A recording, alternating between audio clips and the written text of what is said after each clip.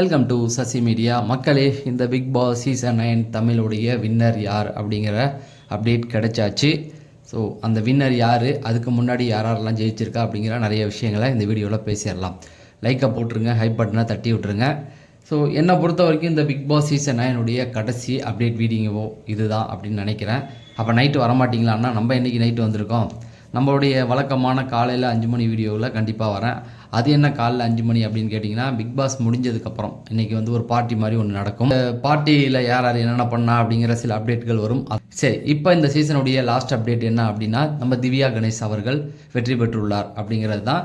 இந்த big Boss season 9 பொறுத்த வரைக்குமே ஒயில் கார்டில் ஜெயிச்சிருக்காங்க அப்படிங்கிறது ஒரு பாராட்டுக்குரிய ஒரு விஷயம்.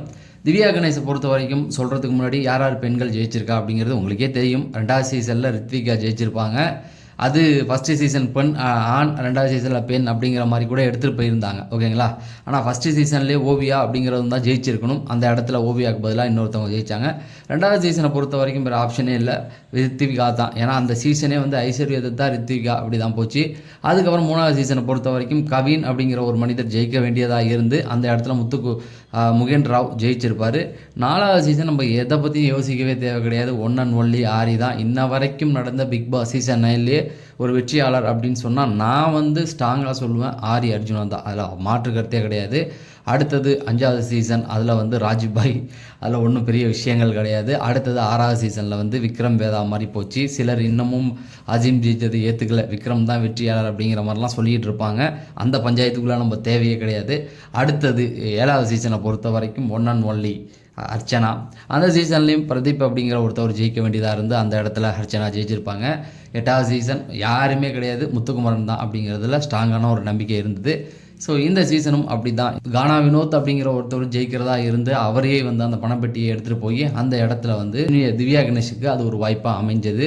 இன்னும் அந்த ரெட் கார்டு விஷயங்கள், அதாவது பார்வதி, கமருதீன், கானா வினோத் இவங்கெல்லாம் உள்ளே இருந்திருந்தால் இந்த கேம் இன்னும் டஃப்பாக ஆகிருக்கும். பட் ஒரு கட்டத்தில் இவங்க 3 பேருமே வெளியில் போக இந்த வாய்ப்பை கிளியராகவே திவ்யா கணேஷுக்கு தான் அப்படிங்கிறது எல்லாருமே கணிச்ச ஒரு விஷயம்தான். இருந்தாலும் ஓட்டிங் அப்படின்னு ஒன்று இருக்கு இல்லையா, அந்த ஓட்டிங் அடிப்படையில் யார் வரப்போகிறா, என்ன விஷயங்கள் நடக்க போகுது அப்படிங்கிற மாதிரியும் இதை தாண்டி நிறைய விஷயங்கள் பேசப்பட்டுச்சு. அதெல்லாம் போக போக நம்ம எடுத்து பேசலாம். பட் இப்போக்கி ஒன்று தான், திவ்யா கணேஷ் அவர்கள் வெற்றி பெற்றிருக்காங்க அப்படிங்கிறது தான். இதில் திவ்யா கணேஷோடைய அந்த ஜேர்னி அப்படிங்கும்பொழுது அவங்களோட இந்த வெற்றி வாய்ப்பு எங்கே உறுதி செய்யப்பட்டது அப்படின்னு பார்த்தீங்கன்னா, எப்போ அவங்க சேண்ட்ரா விட்டு வெளில வந்தாங்களோ அப்போ தான் அவங்க வெற்றியாளர் அப்படிங்கிறத எல்லாருமே ஏற்றுக்க ஆரம்பித்தாங்க. திவ்யாவை பொறுத்த வரைக்கும் 2 வாரம் ஆக்டிவாக, முதல் வாரம் ஃபயர் காமிச்சாங்க, 2வது வாரமும் கொஞ்சம் ஃபயராக இருந்தாங்க. அந்த வாரம் தான் விஜய் சேதுபதி போட்டு ஒரு அடித்தார். அதுக்கப்புறம் ஒரு 4 வாரம் அவங்கள காணாது, அமைதியாக தான் இருந்தாங்க. அதுக்கப்புறமேட்டுக்கு ஒரு கமருதீனுக்கும் அவங்களுக்கும் அந்த நெக்லட் டாஸ்க்கு வரும்பொழுது அங்கே கொஞ்சம் கமருதீன் கொஞ்சம் ட்ரிகர் பண்ணி அங்கே ஒரு ஃபைட் ஒன்று போச்சு. அந்த இடத்துல தான் திவ்யா கொஞ்சம் எந்திரிச்சாங்க.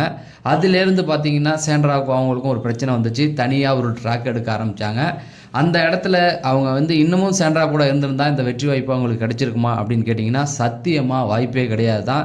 அவங்க சேண்ட்ரா விட்டு வெளில வர ஆரம்பித்த உடனே அவங்களுக்கான அந்த பாசிட்டிவாக நிறைய பேர் வந்தாங்க. வீட்டில் உள்ள எல்லாரு கூடயும் ஜெல்லானாங்க, எல்லாரு கூடயும் ஒரு ஃப்ரெண்ட்ஷிப்புக்குள்ளே வந்தாங்க. முக்கியமாக வீட்டுக்குள்ளே எங்கெல்லாம் தப்பு நடக்குதோ அங்கெல்லாம் போய் நின்று கேட்டாங்க அப்படிங்கிறது தான் அவங்களுக்குடைய தனித்துவ குணமாக இருந்தது. யாருக்கு ஒரு பிரச்சனை வந்தாலும் போய் அவங்க கேட்க ஆரம்பித்தாங்க. ஃபஸ்ட்டு வந்த திவ்யாவுக்கும் கடைசியில் இருக்க திவ்யாவுக்கும் நிறைய மாற்றங்கள் இருந்தது. ஃபஸ்ட்டு நான் ஒருத்தவங்க கூட தான் இருப்பேன் அப்படின்னு இருந்த திவ்யா இப்போ எல்லாருக்காகவும் போய் குரல் கொடுத்தாங்க, எல்லாரு கூடயும் போய் பேசினாங்க, எல்லாரு கூடயும் ஜெல்லானாங்க. அதாவது ரொம்ப டஃப்பாக இருப்பாங்க அப்படின்னு எதிர்பார்த்தாங்க ஃபஸ்ட்டு நாள் பார்க்கும்போது. ஆனால் கடைசி நாள் அப்படியே அப்பத்தான்ற பேரை விஜய் சேதுபதியை ஒரு இடத்துல சொல்லியிருப்பார். சொன்னால் கோவப்படுவீங்களோ அப்படின்லாம் நினைப்பணும். பிக் பாஸும் அப்படிலாம் கேட்டிருக்காரு. பட் அந்த அப்பத்தான்ற பேர் அவங்களே சந்தோஷமாக ஏற்றுக்கிட்ட பேர். ஏதோ ஒரு விதத்தில் இந்த அப்பத்தா ஏஆர்எம் கான்செப்ட் தான் இங்கேயும் ஜெயிச்சிருக்கு அப்படிங்கிறது. இந்த 8 சீசனா 9 சீசனா ஏஆர்எம் கான்செப்ட் ஏதோ ஒரு விதத்தில் ஜெயிச்சுக்கிட்டே இருக்குது அப்படிங்கிறத சொல்லிக்கிறேன். மற்றபடி பேசுகிறதுக்கு ஒன்றுமே இல்லை. லாஸ்ட் அப்டேட் வீடியோ, இதில் நம்ம திவ்யா கணேஷ் அவர்கள் வெற்றி பெற்றிருக்காங்க, அது உறுதியான ஒரு செய்தி.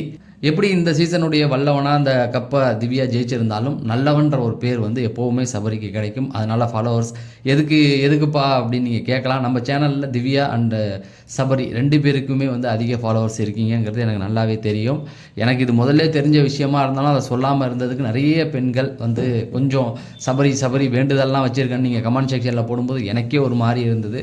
அதனால தான் இந்த 2 நாளாக நான் வந்து இந்த விஷயத்தை எடுக்காமலே இருந்ததுக்கு காரணம் அதுதான். நமக்கு ஓரளவுக்கு தெரியும் இல்லையா? ஒரு பக்கம் சபரியோடைய ஃபாலோவர்ஸ் உங்களுக்கு கொஞ்சம் மனம் வருத்தமாக இருக்கும். நீங்கள் நம்ம சேனலில் நிறைய சபரியோடைய ஃபாலோவர்ஸ் இருக்கீங்க அப்படிங்கிறது எனக்கு நல்லா தெரியும். நீங்கள் நிறைய பேர் வேண்டுதல்லாம் வச்சுருக்கேன் அப்படின்ற மாதிரி நிறைய சொல்லிகிட்டு இருக்கீங்க. பட் ஒன்றும் கவலை இல்லை. சபரியை பொறுத்த வரைக்கும் நல்லவன்ற பேர் அவருக்கு கிடச்சிருக்கு இல்லையா? அந்த நல்லவன்றதை வந்து உலகத்தில் உள்ள எல்லாருமே ஏற்றுக்கிட்டாங்க. எல்லா ரிவ்யூவரும் வந்து அவரை நல்லவன் தானே சொல்கிறாங்க.